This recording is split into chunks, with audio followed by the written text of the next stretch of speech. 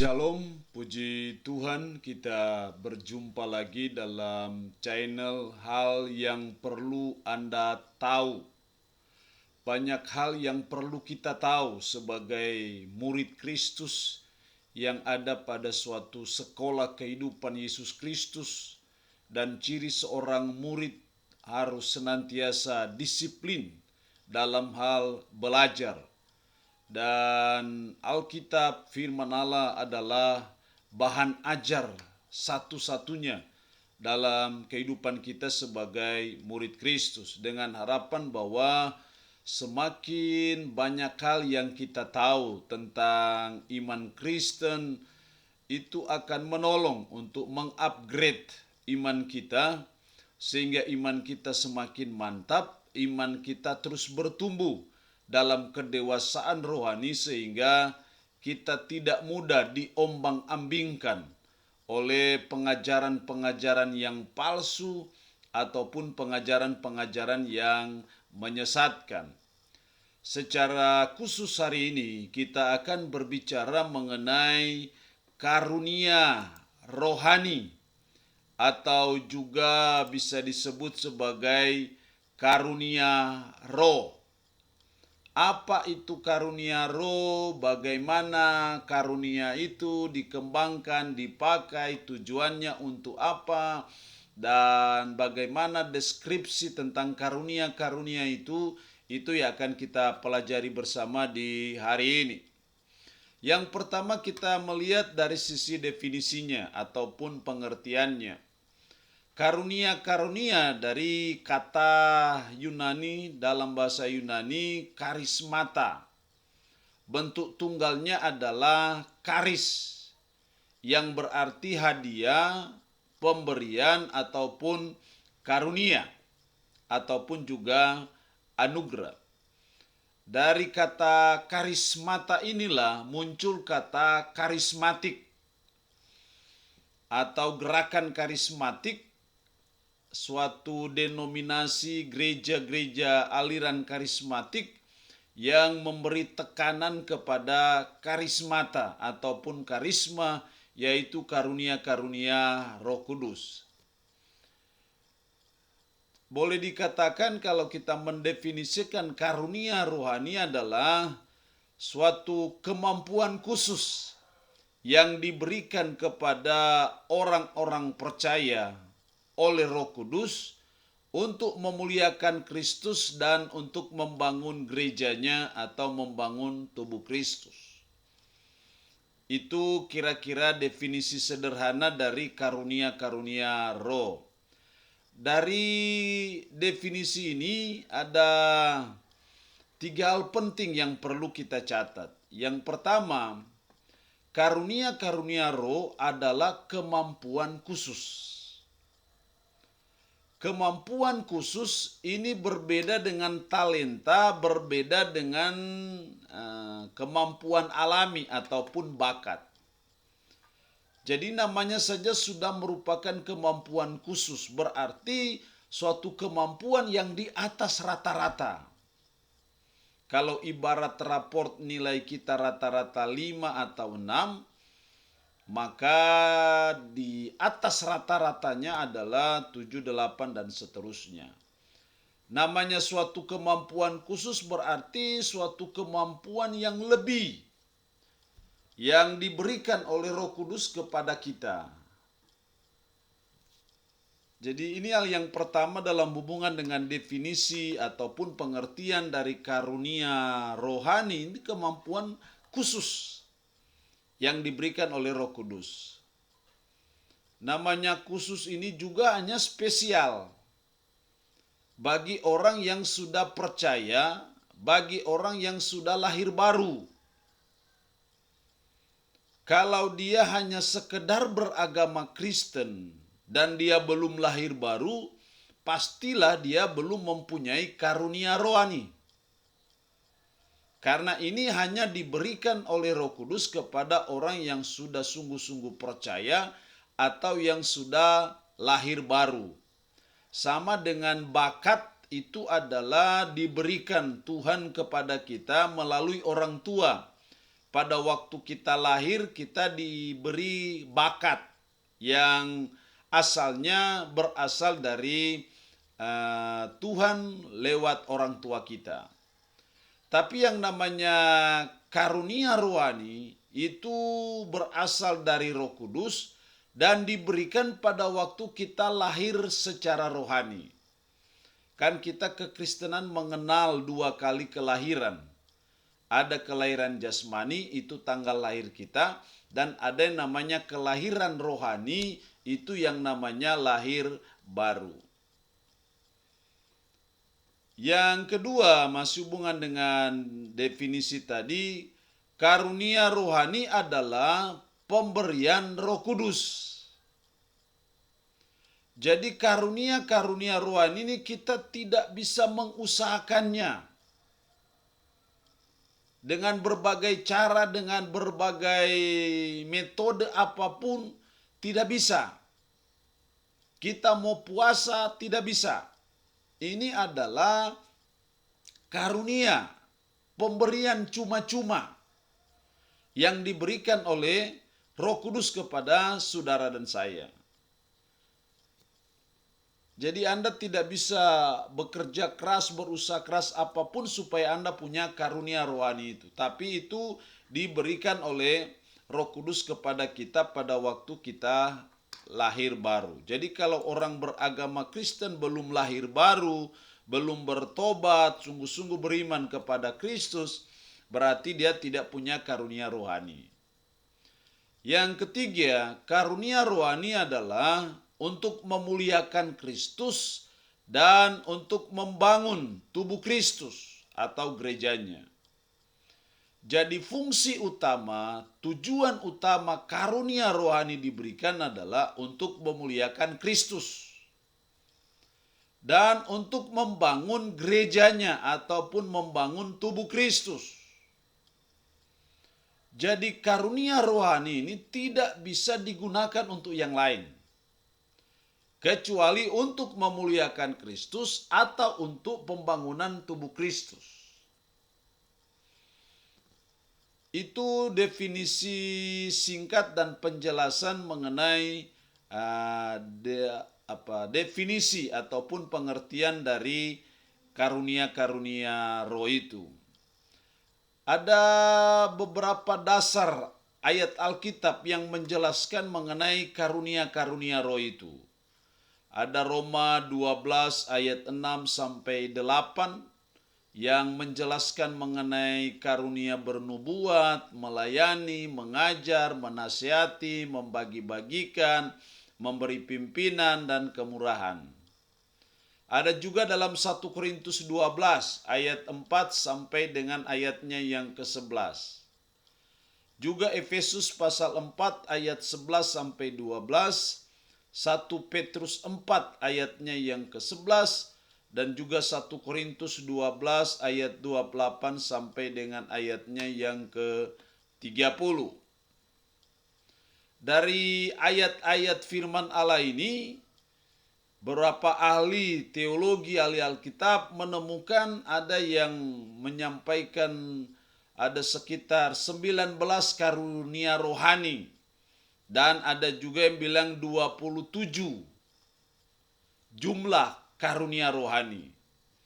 Tapi bagi saya tidak hanya sampai 19 karunia atau 27 karunia, tapi saya percaya ada banyak karunia rohani yang diberikan oleh Roh Kudus kepada kita untuk membangun tubuh Kristus dan juga untuk memuliakan Yesus Kristus. Jadi bagi saya tidak hanya terbatas di situ saja.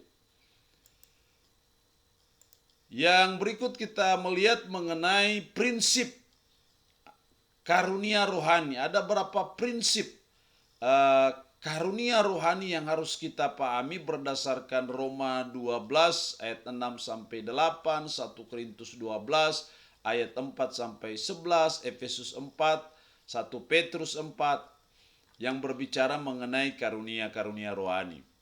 Yang pertama, prinsip yang pertama adalah karunia rohani diberikan pada saat seseorang lahir baru. Jadi ketika dia lahir baru, disitulah dia memperoleh karunia rohani. Jadi kalau seseorang itu belum lahir baru, belum dilahirkan kembali, sekalipun dia beragama Kristen, dia belum memiliki apa yang namanya karunia rohani itu. Yang kedua, karunia-karunia rohani berupa karunia jabatan kepemimpinan diberikan untuk memperlengkapi orang-orang percaya untuk melakukan pekerjaan pelayanan. Itu hubungannya dengan Efesus 4 ayat 12. Tuhan Roh Kudus memberi karunia nabi, rasul, gembala, penginjil. Ada 5 karunia itu hubungannya dengan untuk memperlengkapi jemaat bagi pekerjaan pelayanan ataupun juga bagi pembangunan tubuh Kristus. Yang ketiga, prinsip yang ketiga, karunia rohani diberikan kepada setiap orang percaya. Artinya bahwa setiap orang yang sudah percaya Kristus, yang sudah lahir baru, paling sedikit punya satu karunia. Ini minimal dia punya satu karunia, artinya berarti bahwa dia bisa lebih dari satu karunia. Tapi paling sedikit dia punya satu karunia.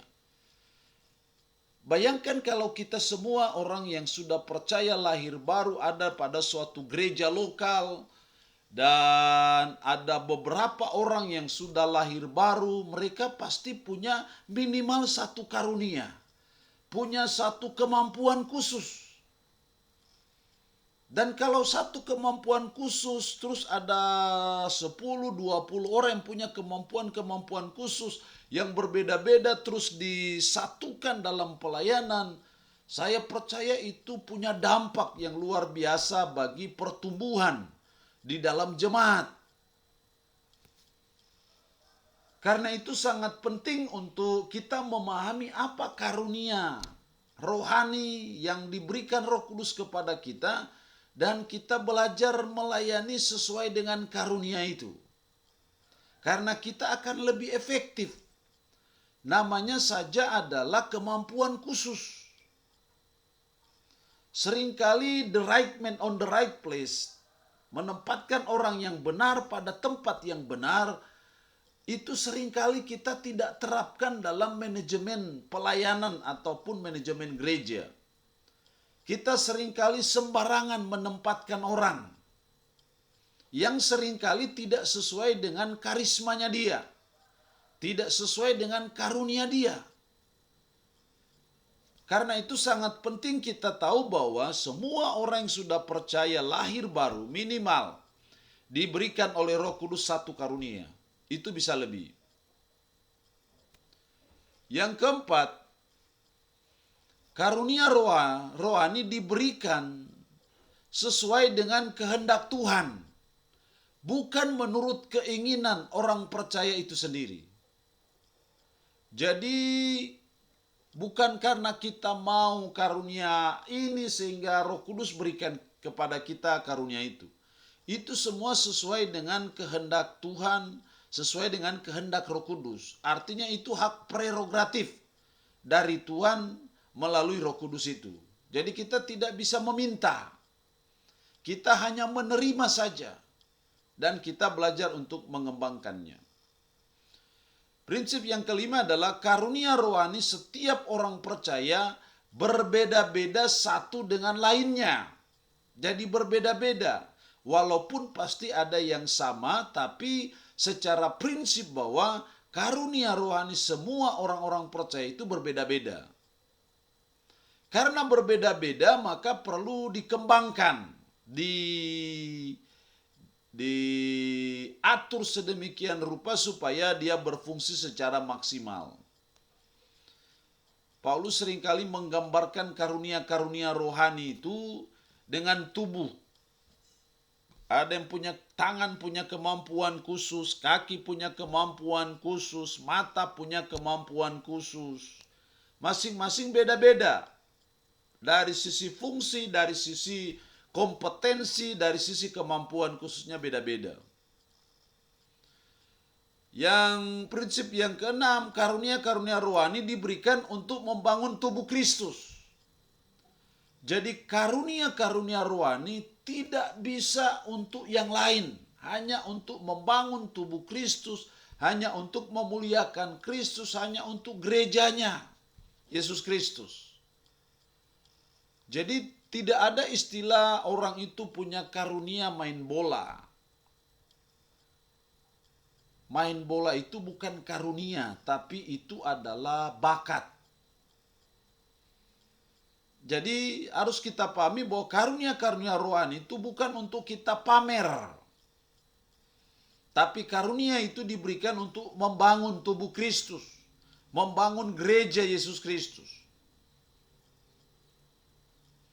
Yang terakhir, setiap orang percaya harus menggunakan karunia-karunia mereka untuk saling melengkapi dan melayani.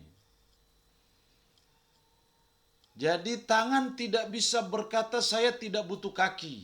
Demikian juga sebaliknya, kaki tidak bisa berkata saya tidak butuh tangan. Mata berkata saya tidak butuh kaki, tidak bisa. Saling bekerja sama, saling melengkapi antara satu dengan yang lain dengan kemampuan-kemampuan yang khusus, kemampuan-kemampuan yang berbeda-beda itu. Makanya kita sangat membutuhkan karunia-karunia Roh Kudus untuk pelayanan ini. Nah, ketika karunia-karunia Roh Kudus ini difungsikan secara maksimal dalam gereja lokal, maka saya percaya gereja pasti bertumbuh. Tidak mungkin gereja tidak bertumbuh. Kalau karunia-karunia ini digunakan secara maksimal untuk pembangunan tubuh Kristus. Karena kemampuan-kemampuan khusus itu.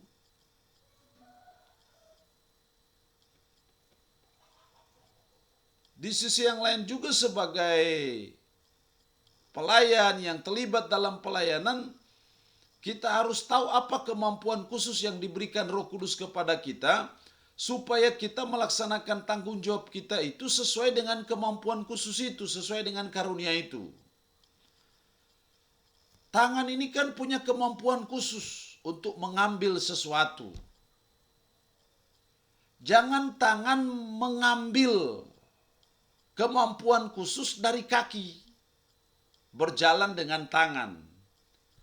Bisa saja, tapi kan pasti tidak bisa lama dan tidak bisa efektif.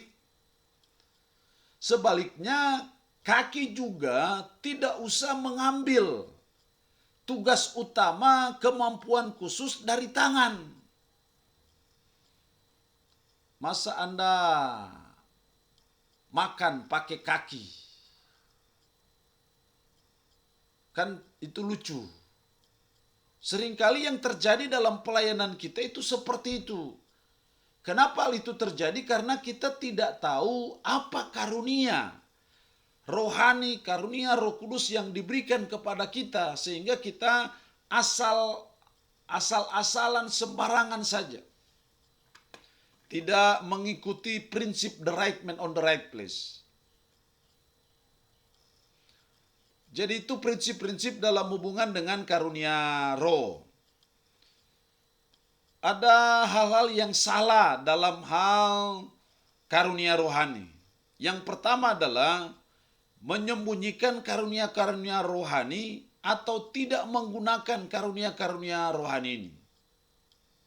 Sehingga akhirnya karunia-karunia rohani yang diberikan Tuhan kepada kita tidak bermanfaat, tidak difungsikan. Bisa karena kelalaian, bisa karena kemalasan, bisa karena ketidaksetiaan. Dan itu karena kita tidak bertanggung jawab di hadapan Tuhan. Jadi ketika Tuhan sudah beri kita kemampuan khusus, karunia-karunia rohani, hendaknya karunia itu difungsikan. Jangan sampai karunia itu tidak berfungsi. Makanya supaya karunia itu bisa berfungsi tidak bisa tidak. Kita harus melibatkan diri dalam pelayanan dalam bentuk apapun. Karena ketika kita tidak terlibat dalam pelayanan, itu sama dengan kita menyembunyikan karunia kita. Sehingga akhirnya karunia kita tidak berfungsi. Yang kedua, seringkali hal-hal yang salah dalam karunia adalah penyalahgunaan karunia-karunia rohani. Bisa juga untuk kepentingan sendiri, untuk mencari keuntungan sendiri. Harusnya tidak untuk itu. Karunia rohani bukan untuk itu. Karunia rohani untuk pembangunan tubuh Kristus dan juga untuk memuliakan Yesus Kristus, bukan untuk mempermalukan Yesus Kristus. Hal yang berikut yang perlu kita tahu bagaimana mengetahui karunia rohani kita. Ini sangat penting untuk kita mengetahui karunia supaya kita melayani sesuai dengan karunia, karena kita efektif dalam pelayanan kalau kita melayani sesuai dengan karunia kita. Saya percaya Tuhan mendesain pelayanan itu tidak seperti dokter umum, tapi dokter spesialis. Apa yang membuat kita adalah dokter spesialis? Karunia rohani itu. Karena karunia kan suatu kemampuan khusus. Jadi kita spesial di kemampuan khusus itu. Kalau kita diberi Tuhan karunia berkhotbah, maka spesialisasi Anda adalah berkhotbah. Kalau Anda diberi Tuhan karunia mengajar, maka spesialisasi Anda adalah mengajar. Fokuskan hidup Anda, fokuskan pelayanan Anda di situ. Bukan berarti kita tidak terlibat kepada yang lain, tapi fokus utama kita di situ. Karena Tuhan beri kita karunia di situ. Kalau Tuhan beri kita karunia di situ, artinya Tuhan mau kita efektif sesuai dengan karunia kita itu. Nah, makanya hal yang penting adalah kita memahami, mencari tahu apa karunia yang Tuhan berikan kepada kita. Yang pertama adalah kita harus terlibat dalam pelayanan. Pelayanan apa? Untuk tahap awal silakan kita terlibat saja. Laksanakan tugas tanggung jawab kita sebagai majelis. Pelayanan apakah? Berkhotbahkah? Mengajarkah? Kunjungankah? Berdoa syafatkah? Semua terlibat.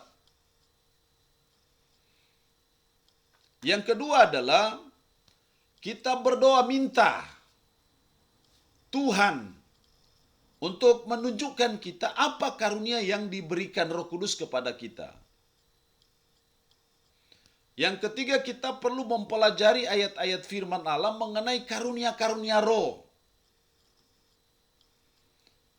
Yang keempat, apa hal yang paling senang Anda lakukan? Ketika Anda sudah terlibat dalam pelayanan, apa yang paling senang Anda lakukan? Apa yang Anda enjoy? Tidak terpaksa melakukan. Anda merasa senang sekali melakukan itu. Itu tanda-tanda bahwa Anda diberi Tuhan karunia di situ. Yang kelima, mengertilah tentang kemampuan saudara sendiri.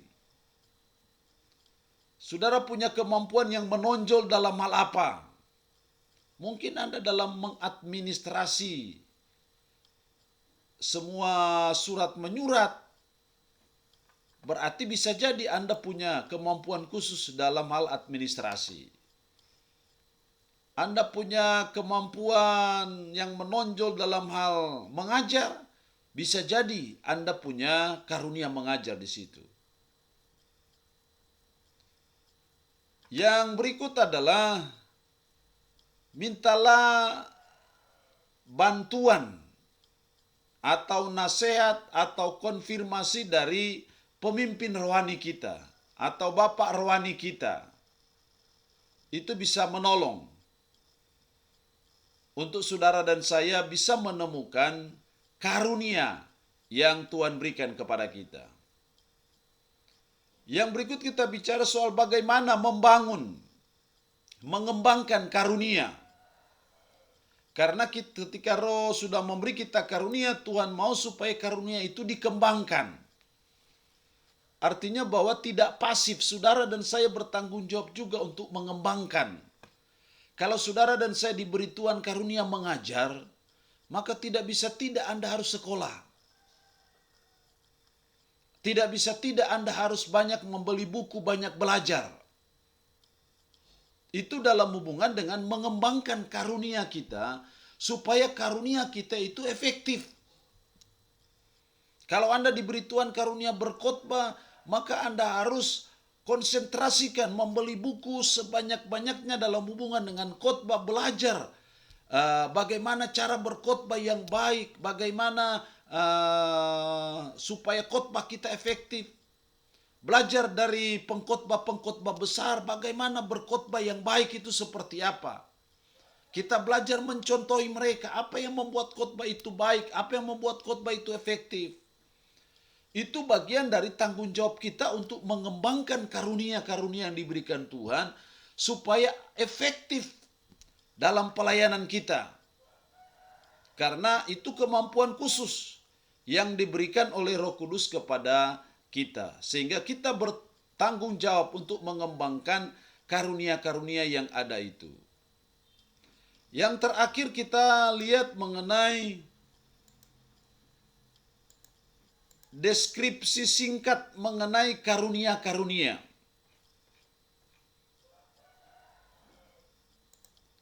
Yang pertama kita lihat mengenai karunia rasul. Karunia rasul harus dibedakan dengan jabatan rasul. Kalau kita bicara rasul, bicara utusan. Umumnya karunia rasul dipahami untuk mendirikan gereja, membangun dasar gereja. Itu karunia rasul. Dalam 1 Korintus 12 ayat 28, Efesus 4 ayat 11 bicara di situ mengenai karunia rasul. Jadi jabatan rasul itu cukup hanya 12 ditambah Paulus. Tapi karunia rasul bisa jadi masih berlaku sampai sekarang ini. Tapi jabatan rasul selesai hanya kepada para murid Kristus, 12 ditambah Paulus. Yang kedua adalah karunia nabi, Roma 12 ayat 6, Efesus 4 ayat 11. Kita tahu fungsi seorang nabi adalah jadi jubir, juru bicara Allah. Nabi juga di sini harus dibedakan karunia nabi dengan jabatan nabi. Jabatan nabi cukup selesai sampai firman Allah ditulis, nabi-nabi yang ditulis dalam Alkitab selesai sampai di situ saja. Karunia nabi itu yang masih ada sampai saat ini. Kalau saat ini dalam hubungan dengan 1 Korintus atau surat-surat Paulus dalam Korintus, kita menemukan bahwa karunia nabi untuk sekarang itu lebih kepada orang yang mengkhotbahkan firman atau mengajarkan firman. Itu karunia nabi untuk sekarang. Ada karunia mujizat. Karunia mujizat dalam 1 Korintus 12 ayat 10-28 itu suatu power. Artinya suatu pelayanan yang disertai kuasa.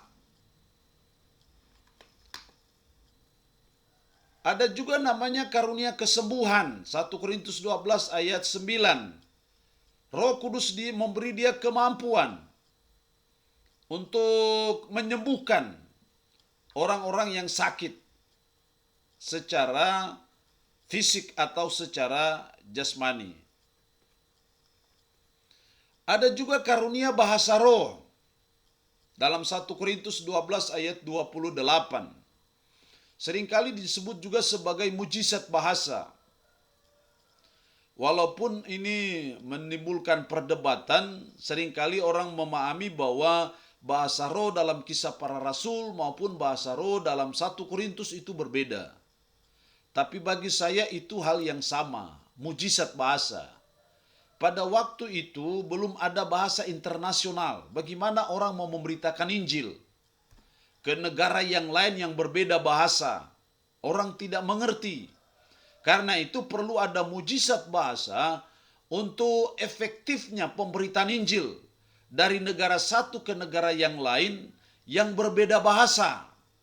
Makanya mujizat bahasa itu sangat dibutuhkan pada zaman itu, pada waktu itu. Apakah zaman sekarang yang sudah ada bahasa internasional itu masih berlaku atau tidak? Itu menjadi perdebatan. Tapi kalau kita menyelidiki 1 Korintus 13 ayat 8, ada frase yang berbunyi they will kiss. Itu dalam bentuk middle voice. Gramatika bahasa Yunani kalau dia dalam bentuk middle voice menekankan bahwa bahasa roh itu akan berhenti dengan sendirinya. Sama dengan bunyi lonceng gereja, bunyinya dengung, lama-kelamaan dia hilang. Mengindikasikan seperti itu. Makanya dalam 1 Korintus itu implikasinya bahasa roh tidak akan diteruskan sampai yang sempurna itu tiba. Jika penggunaan bahasa roh itu akan berakhir, maka harusnya berlanjutnya pada bahasa sampai yang sempurna tiba. Maka kata kerja yang dipakai harusnya dalam bentuk pasif. Jadi ada yang punya pandangan bahwa bahasa roh sudah berakhir. Seperti itu. Bagi saya juga secara pribadi bahasa roh selesai. Tapi bagi orang lain yang masih menggunakannya, kecenderungannya itu sudah mengalami suatu persoalan. Kecenderungannya sudah dikursuskan, kecenderungannya sudah dipaksa-paksa. Karena itu kita berhati-hati. Karena roh iblis juga bisa menyamar di situ. Kita hati-hati. Jangan sampai kita merasa bahwa itu dari Tuhan padahal itu dari iblis. Yang berikut karunia menafsirkan bahasa roh. Konsekuensi kalau ada penggunaan bahasa roh maka harus ada karunia menafsirkan. Untuk apa bahasa roh digunakan kalau itu tidak dimengerti? Makanya fungsi bahasa roh itu kan untuk membangun diri sendiri. Membangun jemaat kalau itu ditafsirkan. Karunia penginjilan. Diberi Tuhan kemampuan khusus dalam menjelaskan Injil.